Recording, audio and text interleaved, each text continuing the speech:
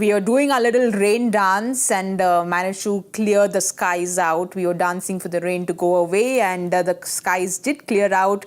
The toss has happened. We're back at Cricbuzz Live, and I've got Zach and Michael with me. England have won the toss. They've decided to bowl first. Surprisingly, Rohit said they would have liked to bat. So both teams happy with what happened in the toss. But Michael was laughing away when the toss happened because he wanted England to bowl first, and he thought that it would be advantage England if they bowl first. So there's a happy Michael Vaughan in the house. Yeah, well, I think it's a good way for England to win the game, particularly with a bit of rain around. But I'm also happy that obviously Buttler's doing exactly what his team wanted to do, and Rohit said that he would have batted. So I like those kind of combinations where both teams are doing exactly what they set out to do before the toss. The toss in T20 cricket, it can play a part, but it's all about, the pitch never changes so much. Yes. Now you're talking a 10-minute break pretty much, then back out there, another 20 overs. It might get a little bit slower and lower. It's just purely about getting your team into that kind of mental kind of zone. And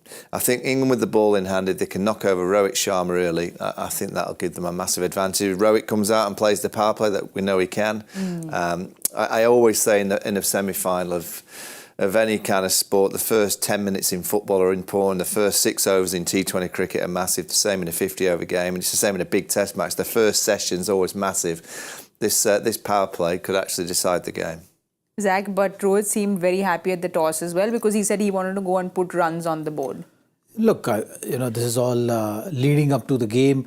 As a team, you sit together. As a team, you have those conversations. And maybe for Indian team, the plan was to go put runs on board, big game, semi-final, and then you look to go defend it. Also, Rohit did mention that the pitch, as he's reading it, might get slower and slower. So that's the anticipation from the Indian camp. That's how they're reading the conditions. They're not looking at weather too much. The weather looks like it has cleared up, so that's great news. The sun is out. As the pitch gets some sun, maybe the true nature of the pitch will prevail as the match goes on.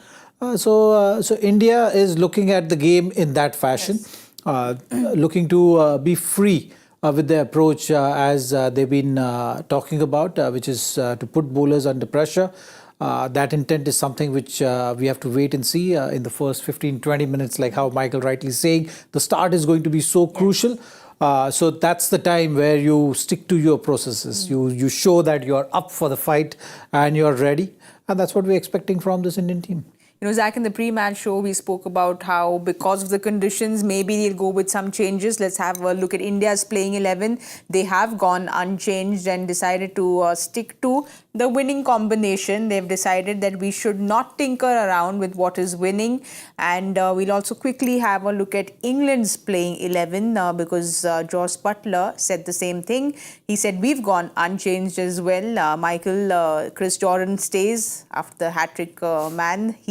And the fielding that he did, he's still in the team. So both teams have gone unchanged. Yeah, no surprise. I guess for India, maybe if the conditions that have been for another seamer, they might have brought Siraj in, but Kuldeep's been fantastic since he's been in the side. So he's a big player for India. I'm not surprised at all that both sides have gone same again. They've been playing good cricket. India have been winning. England have been winning of late.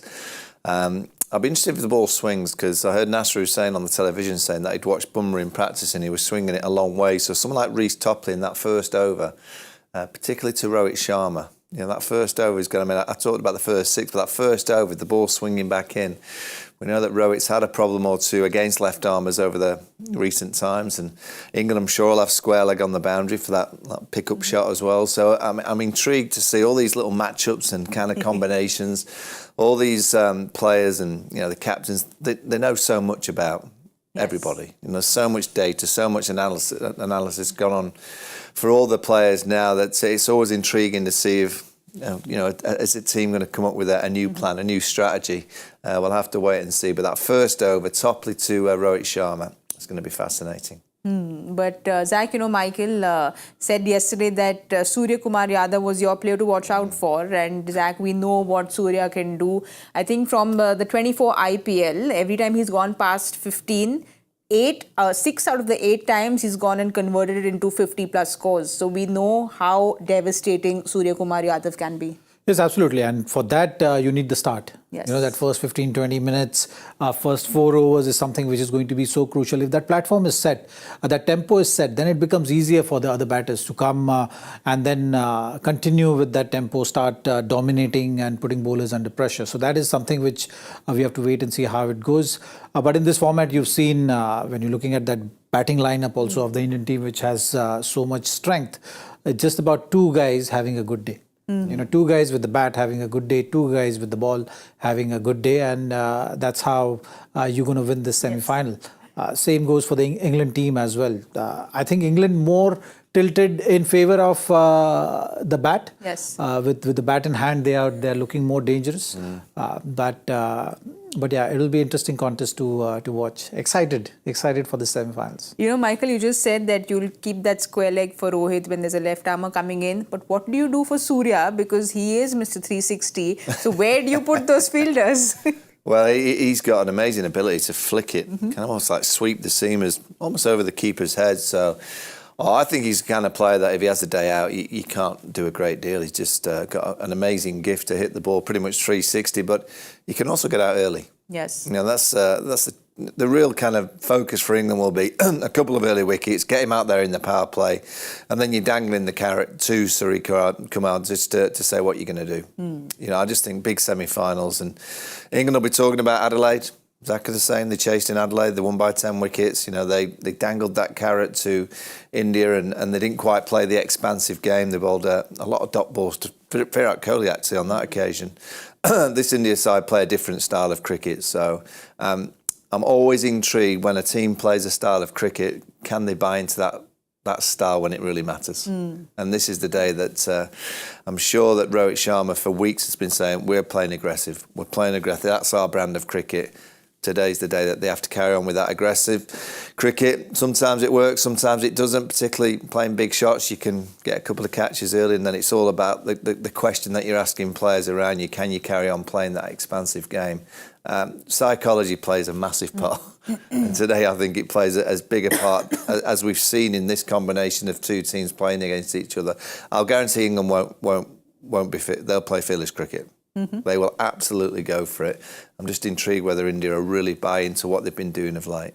And also the real matchup actually is going to be how Indian batters put Adil Rashid under pressure. Yep. Yes. You know, that's something which, and for that, Surya is going to be more important. He'll have to play that more important role there, him and Shivam Dube. If they're able to do that and play that middle phase really well and put Adil Rashid under pressure, I think this game will be a different one. But, you know, you spoke about that middle phase. Surya, by his own admission, has said that he loves playing in that middle phase. He said that before he debuted, he thought about it a lot. And he said that's the most challenging place for a batter to play. And he really enjoys playing there. He finds it very challenging to play there. And we know how successful he's been there by just the number of player of the match trophies he's got. He just seems to keep getting those trophies in 15 in just 66 games, Michael. That's just under 25%. So 1 in 4. Yes. 1 in 4 games he gets man of the match. He's a terrific player. And I totally agree with Zach. Adil Rashid's been, you could argue, England's most important player in white ball cricket for a number of years. You know, there's no one that can replace Adil Rashid. I think all the other players, probably Jofra. Now he's back into the side, but I don't, you know, the top 6, there are other players that could bat in the top 6 for England and do pretty well. There's nobody that can bowl leg spin and produce a bit of mystery like Adil. So if Zaheer Khan and, you know, maybe Shivam can get a hold of Adil, he generally bowls the 7th or 8th over, and then he bowls another one, you know, 9th or 10th. Might leave him for a break, and then he bowls again around the 16, 18 or 15, 17. If India can derail Jos Buttler's think tank around that period, it'll go a long way for them to win the game. You know, Michael, you'll have Archer, Rashid, Reece Topley, a long list there, but I want to talk about the hat-trick man because, Zach, it's just so poetic. You go back to your birth land, where he was born, then go and get that hat-trick. Coming back, he's had, you know, he's been in and out of the side, but clearly that hasn't kind of hampered his rhythm at all. Well, I think with Chris Jordan, if you look at it, how his career has gone, you know, he's played that important role for England. But also it's been very patchy. Like, you know, when it really matters, is he going to stand up and deliver? That's the big question. That doubt is always there whether he's going to deliver or not going to deliver. That is something which, for someone who has been playing for so long and been so consistent part of this team, that is the question mark still lingering. And even in this World Cup, we've seen they started the tournament with him, then they went back to Wood, Yes. then they again brought him back. Now he's taken a hat trick. So that's the kind of career he's had. He will be feeling the pressure. I think his numbers against good teams are still questionable. So we have to wait and see how he goes on about dealing with that kind of pressure. But Zach, in the death overs, we know that he is the go-to bowler for England. What is it about him? Is it his variety that he has, or is it the pace that gets the batters, or is it just a mix of both? I think set plans. That's the way England like to approach white ball format. And the Chris Jordan factor comes very handy there, in terms of having a plan and then going on backing yourself to execute that. Chris Jordan have been very consistent. At times the execution is not spot on, but at least you're still going in that direction of whatever has been discussed. And I think that's something which is very evident when you're looking at his numbers also and the way England team have been backing him. Michael, there was Chris Wokes who was doing the rounds. So you were surprised that Jordan came up and Chris Wokes didn't get that place. Is it because of his lower order batting, or is it because he is their go-to death bowler? Yeah, I mean, Chris Wokes was he was the man of the series for England in the Ashes last summer. He was remarkable. The last 3 Test matches, he came to the side and he was outstanding. We haven't really seen him since.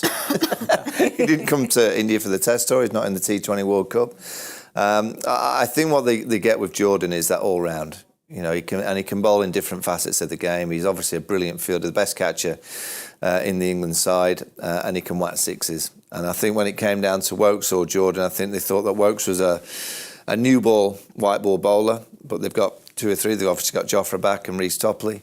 They didn't see Wokes as a bowler that can bowl on the back end, and they probably fancied Jordan to hit sixes from ball 1 more than Chris Wokes.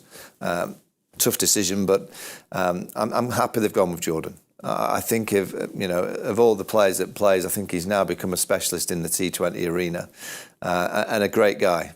And one of the real good team members. Great in the squad. If you're leaving out, he's not going to sulk. He's still going to be vibrant in the team.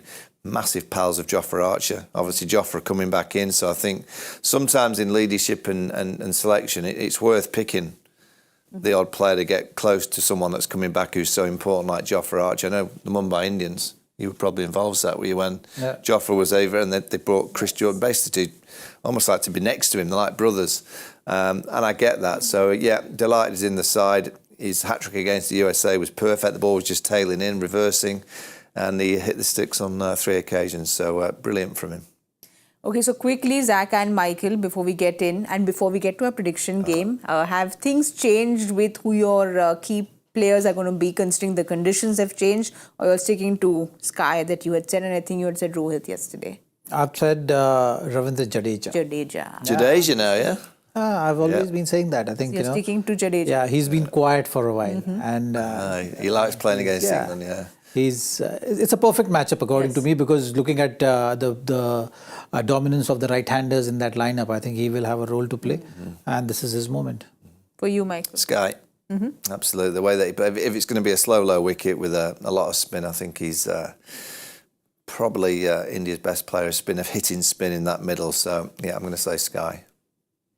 Well, I remember Sky's Nottingham century. I remember Jadeja's sword, I think 2019. So these are all good predictions that you all have made, gentlemen. Now let's go to the other predictions and let's see if they are good as well. What are our first inning predictions? I'm going with 175. Ooh. I'm going to go 165. Okay. 175, 165. I was going to go higher, but I think looking at the rain, the rain is what the maybe the conditions, maybe dampness in the pitch, moisture, and all. Outfield those might not be quick. Yeah, 165.